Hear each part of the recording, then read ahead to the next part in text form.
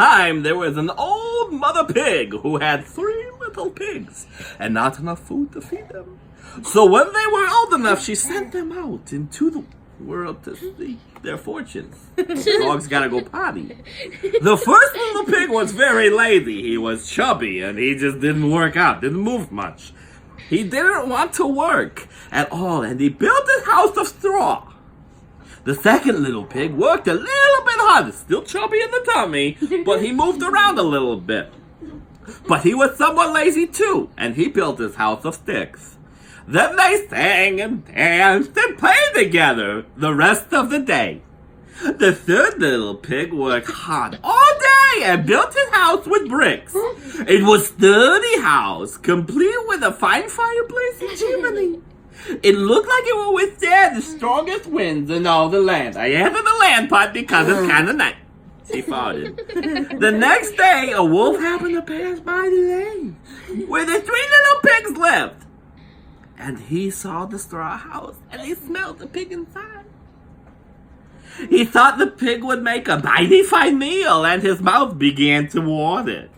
So he knocked on the door and said, little pig, let me in, let me in. But the pig saw the wolf's paws through the keyhole, and so he answered, No, not by the hairs of my chinny chin chin. Then the wolf showed his teeth and said, then I'll huff, and I'll puff, and I'll blow your house down.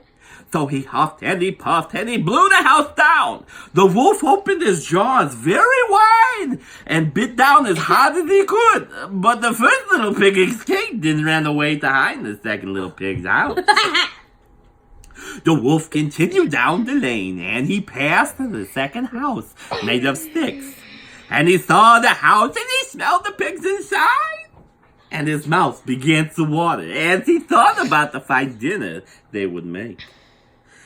He knocked on the door and said, little pig, let me in, let me in. But the little pig saw the wolf's pointy ear through the keyhole. So they answered back, No, but not by the hairs of my chin chin chin. So the wolf showed his teeth and said, I'll huff and I'll bluff and I'll blow your house down. So he huffed and puffed and he blew the house down. The wolf was greedy and he tried to catch both pigs at once, but he was too greedy and got neither. His big jaws came down in nothing but air, and the 2 little pigs scrabbled away as fast as their little hoofs could carry them. The wolf chased them down the lane and he almost caught them, but he made it to the brick house and slammed the door closed before the wolf could catch them. The 3 little pigs, they were very frightened. They knew the wolf wanted to eat them. And that was very, very true. The wolf hadn't eaten all day. And he hadn't worked up. And he had worked up a large appetite. Chasing the pigs around, and now he could smell all 3 of them inside. And he knew that the 3 little pigs would make a lovely feast. So the wolf knocked on the door and said, little pigs, let me in, let me in. But the little pigs saw the wolf's narrow eyes through the keyhole. So they answered back, No, not by the hairs of my chinny chin chin. So the wolf showed his teeth and he said, I'll huff and I'll puff and I'll blow your house down. Well, he huffed and he puffed and he puffed and he huffed and he huffed and he puffed, but he could not blow the house down. At last he was so out of breath, I don't know why I went in that accent, that he couldn't huff and he couldn't puff anymore. So he stopped to rest and thought a bit. But this was too much. The wolf danced about with rage and swore he would come down the chimney and eat up the little pigs for his supper.